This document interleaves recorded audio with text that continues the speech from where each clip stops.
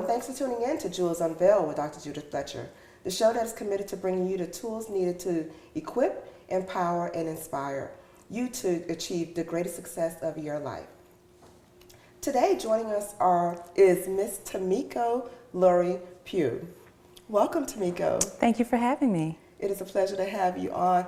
I'm so excited, and I want to share with our viewers, a little bit about your background. So if you don't mind, I'd like to share with them your bio. Tamiko, often referred to as the empowering diva, is the voice of women empowerment. And as the CEO of Tamiko Lowry LLC and the founder of Still Standing Foundation, she has constructed a powerful movement dedicated to the empowerment of personal development of women across the world. Tamiko is the epitome of her aptly named nonprofit Still Standing Foundation, an organization that provides a positive outlet for survivors of domestic violence.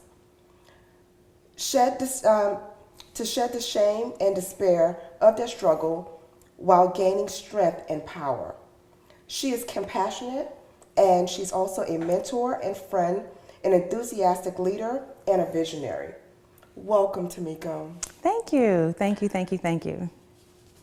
And having you here and learning so much about your foundation, I've heard so many great things about your foundation and the annual event that you do, the fundraiser, to bring awareness to domestic violence, as well as helping those that have overcome domestic violence or probably still dealing with it. So tell us a little bit more about yourself.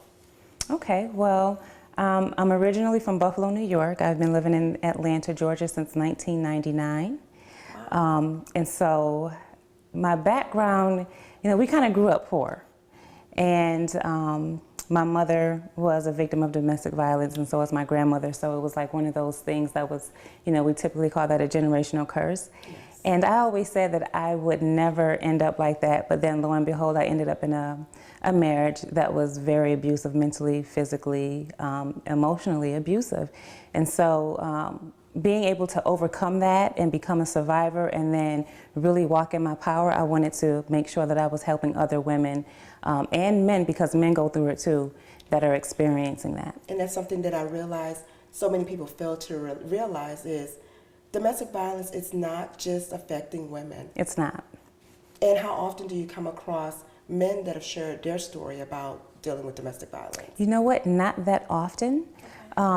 Literally, my foundation is about 5 years old, and I've had literally 2 guys come to me and really talk about it. It's very difficult for men because it's embarrassing, and they're supposed to be strong and they're supposed to be macho. But in my new book, if you don't mind if I just tell you a little bit about that, it's called Wounds to Wisdom, the Survivor Series, and we have a male survivor who's actually sharing his story in the book. Oh, wow. Yes. And I think that's something that needs to be shared with the world, because we think of domestic violence, we think of the victims. Oftentimes we think of the women, we think of the children and other loved ones that are supporting them. No one ever looks or even takes guys serious when it comes to domestic violence. Right, yeah, and I just really commend him, because it takes a lot of strength to really put your face out there and say, hey, I was a victim and I'm a man. Wow, it does, it takes a lot. Now, what ultimately inspired you to write the book? Well, my first book, Wounds to Wisdom, I'm Still Standing, that was inspired really because of my personal experience with domestic violence. And people started to come to me and say, well, how did you overcome this, and why are you so happy? And you know what I mean? Like, you don't act like a victim. And I'm like, well, what is a victim supposed to act like? So I really wanted to put it out there that, yes, I went through this, but I learned to turn my wounds into wisdom. It's just like a little child in a playground. They're playing and they fall off the monkey bar and they get a wound. Exactly. The next time they go play, they're a little bit more conscious of where they're going to play or how they're going to do it. And so that's turning your wounds into wisdom. You grow wise from those things that you go through in life. I love the title. Yes, thank you. And I've actually interviewed several domestic violence survivors. And I'm always amazed because no 2 stories are ever the same. Never, never. But there are some common phrases where you hear people that were ashamed. I didn't want to admit that I wasn't a unhealthy relationship. Right. I didn't want to acknowledge the signs. So those are the things I would like to speak with you more about. But right now we need to take a quick break. Okay. So listen to viewers, please don't touch that dial. We'll be right back with more information on how to live equipped, empowered, and inspired. Hello, and welcome to Jules Unveiled with Dr. Judith Fletcher. As many of you know, domestic violence is something that affects so many individuals within all of our communities. And today we have joining us Miss Christina Saunders, a domestic violence conqueror. And I would like for her to share some tips to those of you that may be dealing secretly with domestic violence. Perhaps there's something in your gut that's telling you you're in an unhealthy relationship. The situation may harm you, and you're not sure how to get out. I'm inviting Miss Christina to please give some tips to that individual, that person who is probably hurting in silence, probably wearing makeup, turtlenecks to work, not wanting the world to know of what they're going through. Yes, I do understand, because that was one of the things that I did. The most important thing is to have someone that you know you can trust. You know, I have to say, I had a family once everything came out, was very supportive of me. And a lot of people feel like they're alone and they don't want to tell anybody, but most of the time there's someone right there in your circle who knows what's going on and may be saying things to you, but you are just covering up, covering up, covering up. Stop covering up and let them in. Let them in, because they'll pretty much help you. Exactly. And also, do not be afraid to leave when you find the right opportunity. We're not encouraging you to confront your abuser. Absolutely not. But make a plan to get help, to find a safe haven. If you have children, find a safe haven, not just for you, for children, for your kids, and get the necessary help. As you can see, there is life after getting out of an unhealthy relationship, dealing with abuse. You do not have to stay and take it. So we encourage you to find the necessary support, connect with the right people, and get the help that you need. Thank you. Welcome back to Jules Unveiled with Dr. Judith Fletcher. Joining us today is founder and CEO of Tamiko Lowry LLC and a still standing foundation, Miss Tamiko Lowry-Pugh. Welcome back. Thank you. We were speaking prior to the break about the importance of sharing the most common signs of abuse, because I think oftentimes individuals that are dealing with domestic violence live in denial. Absolutely. So what are some signs that you recall from your personal experience, as well as some that you've heard from other survivors? Well, typically the signs are going to be the same. You know, we see the signs early on, but sometimes we either we mistake the signs for love, or we try to protect that person. And so some of the signs that you might want to look out for is isolation. You know, so you know, your abuser, or maybe he's not an abuser yet, but this person that you're dating, they may say, oh, you know what, I don't like that group of friends that you're hanging with. Maybe you should not hang with them. I don't think they're good for you. And you're thinking, you know what, he really cares about my well-being, but that's a form of control. Now he's isolated you from your friends, and so once the abuse starts, you don't have anybody to reach out to. So isolation is a sign. Another sign of abuse, and for me, was financial abuse. My ex-husband was like, I'm supposed to take care of you. You don't have to work. I quit my job. Wow. And so he, you know, was providing, and he gave me an allowance, but that was a form of financial abuse. Even though I'm thinking, wow, he doesn't want me to work. This is awesome. But no, that was a form of financial abuse, because once the abuse started, I didn't have any money to leave. And so that's another, you know, a sign. Just really small things like jealousy, you know, being jealous, having a quick temper, anything where a person has any form of power and control over you. So the things that they say to you, if they're being verbally abusive, that's a form of control. You know, if a person's being manipulative, that's a form of control. So anything where a person is using control to control you, that is abuse. And I'm listening to some of the signs that you shared, especially with the isolation. I remember, because I'm also a survivor, Okay. and I was in my relationship for almost 11 years. And that's one of the things that I didn't look at as a sign.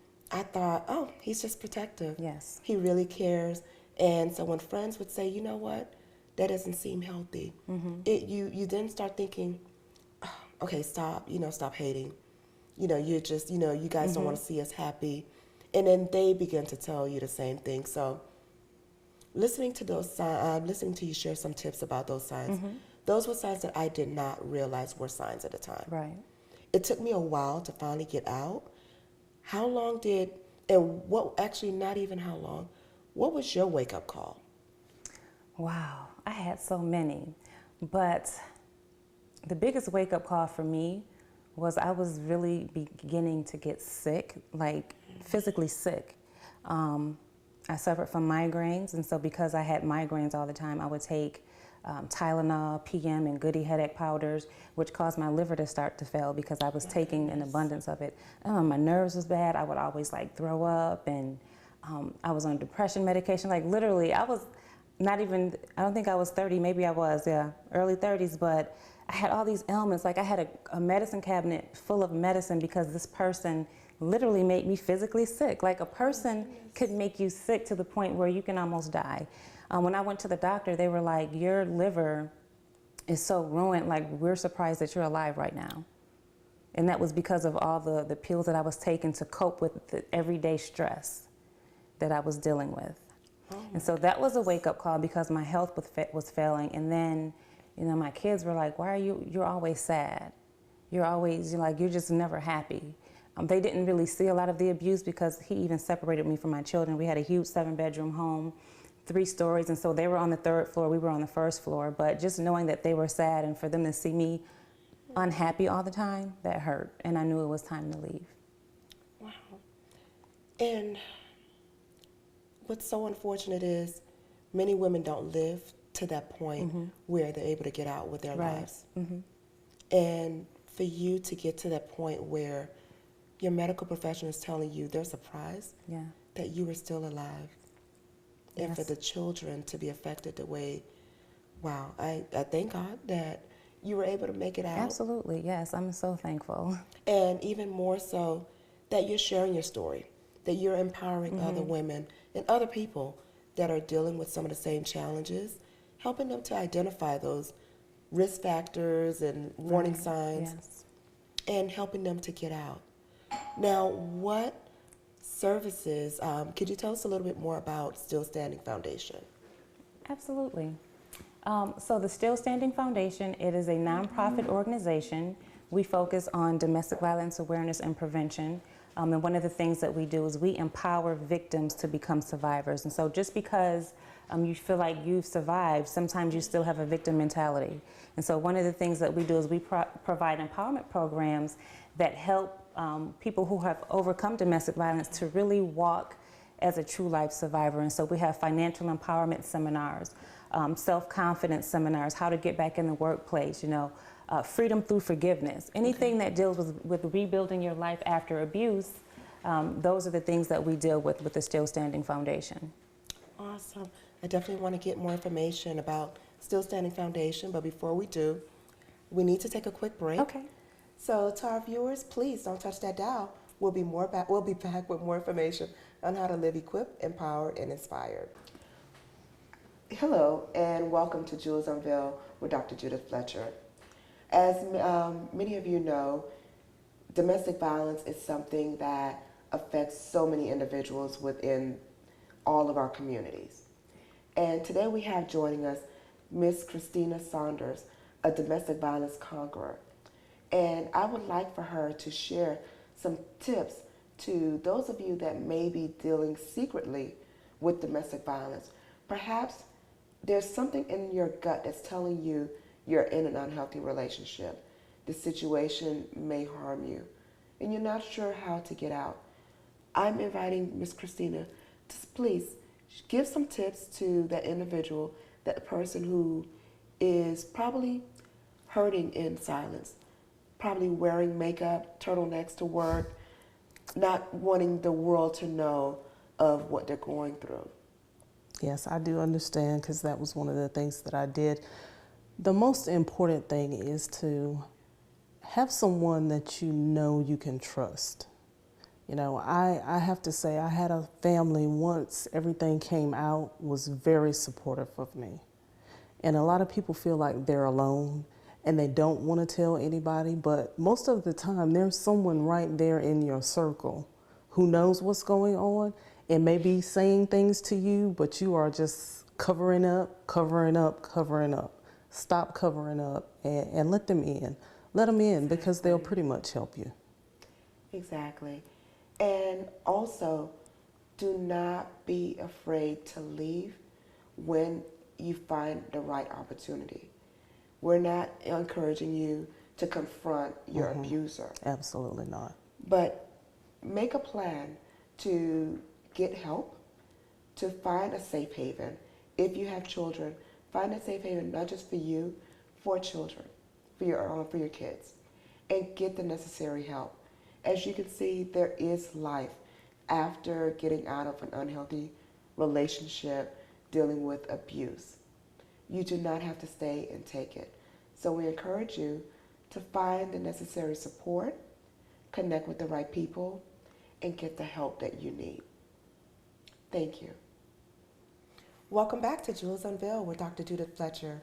Our guest today is founder and CEO of Tamiko Lowry LLC and the owner of Still Standing Foundation, Miss Tamiko Lowry-Pugh. Hey. So you were saying about Still Standing Foundation, the different services that you offer. Where's Still Standing Foundation based out of? The Still Standing Foundation is based out of Atlanta, Georgia, but we service women and men all across the country. One of the most recent, how do I want to say it? The most recent praise reports, like I'm in church, most recent praise reports that we have, we had a young lady that came to the organization, and she stated that, you know, her abuser had just beat her up and he was in jail, and she wanted to get away. And she didn't want, you know, a hotel room. She didn't want to go to a shelter. She wanted to go back to her hometown because she had been taken away. So here's the catcher. We found out that she was caught up in human trafficking. So it was kind of like a domestic violence, human trafficking situation. And thankfully, we had money in our budget, and we were able to buy her a one-way ticket back to Chicago to be with her family, whom she hadn't seen in 5 years. And so this was about 6 months ago, and she just wrote me a long thank you letter, you know, saying that she's thankful that we were able to reconnect her with her family, with her children, and she's doing really good now. So that's some of the stuff. That's what we do. You know, we take victims and make them into survivors. And how does that make you feel to know that the same tools that help you to get out of your situation, to become a survivor, to tell your story, are saving lives? Yeah, it's an awesome feeling. You know, it's just to know that you saved a life or that you were able to help someone. When you get that text message and they say, you know, I got out of the house safe, like that's the best feeling in the world. And so I understand that you are now happily married. I am married, yes. Congratulations. Yes, so there is love after abuse, yes. Congratulations. Thank How you. are the kids doing? My kids are awesome. They're doing great. Everybody's doing good now. You know, we have a new life path. I feel like I was given another chance at life. And so, you know, my goal is just to enjoy every moment. And here's the thing, if it doesn't bring you peace, then you shouldn't be doing it. If a relationship or a person, if it doesn't bring you peace, then it's not good for you. And so that's where I'm at now. If it doesn't bring me peace, then I don't want any part of it. Awesome. Now, what are some other projects that you're currently working on? So besides the book, Wounds to Wisdom, the Survivor Series, let me talk a little bit about that, though, because that's my current project. So Wounds to Wisdom, the Survivor Series is the new book, which is going to be released on March 26th. So we're going to have a huge event, a book launch here in Atlanta, Georgia. So Wounds to Wisdom, the Survivor Series, it is a book in which 12 courageous domestic violence survivors share their story of overcoming abuse, living with domestic violence, overcoming abuse, and now their lives as a survivor, being able to live a winning lifestyle. And so I feel like this book is just really going to breathe hope into those people who are going through what these people were able to survive. You know, so that is the purpose of the book, is to really to give hope to those women who are victims, and who actually pick up this book and say, hey, I can relate to this character. I can relate to the person in chapter 8 or 9, just to give them, you know, that courage to say, you know what, I deserve better. Awesome. So like that is the biggest project I'm working on right now. And then after that, we'll start working on the Purple Affair in October. And what is the Purple Affair? So the Purple Affair is our annual fundraiser where we bring awareness to domestic violence. We honor survivors through our, we have a fashion show, and we call it our Survivor Fashion Show, in which we have domestic violence survivors actually rip the runway. And a lot of these women and men, it is their first time walking that runway. You know, it's like they're taking their survivor walk, and it's their first time telling the world, hey, I survived. And so that is like the most powerful part of the event, just to see, you know, when I first start working with these people in January, you know, the low self-esteem, and then they're like ripping the runway in October, like, yes, I survived, I'm here. So it's a gala, it is a fundraiser, and that's going to be October 1st this year. Okay. And I thank you so much for being such a wonderful guest. Thank you for having me. It was truly a pleasure. Now, before we close out, I would love for you to give our viewers your contact information to learn more about you. Okay, so I'm Tamiko Lowry-Pugh. You can actually find all of my information on my website, www.tamikolowry.com. Also on Facebook, facebook.com/ I think it's /Coach Tamiko Lowry, but just type it in Tamiko Lowry-Pugh, TamikoLowry-Pugh. And then Twitter, Instagram, Periscope, all that stuff is @Empowering Diva. Thank you. Thank you again so much for being a wonderful guest. And to our viewers, thank you for tuning in. And I encourage you to tune in again for more information on how to live empowered, inspired, and equipped. Thank you. Hello, and thanks for tuning in to Jewels Unveiled with Dr. Judith Fletcher. As many of you know, those of you that have followed me over the years, know that I had gone through a devastating divorce. And during that time, my whole foundation felt shaken.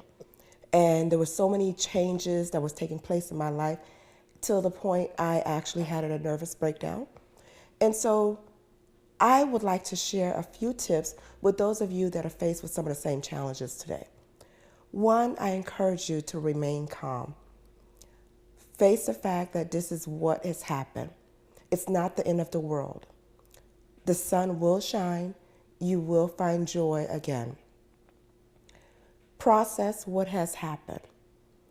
If you find that it's difficult for you to be alone during this difficult time, I encourage you to find support through family, friends, your local ministry, whether you have a church home or you're a member of an organization at which you volunteer at. Spend time with others. It is so important to find that support to keep you encouraged during this difficult time. Third, assess what changes need to be made for your life, what direction you would like to go in. The final step I would encourage you to take is take time. Do not, I repeat, do not rush into a new relationship. Use this time to heal. Use this time to really get over the hurt, the pain, as well as the loss of this relationship. And prepare for the next step of your life, the next phase of your life. And finally, I encourage you to remain confident in knowing that this too shall pass. Thank you.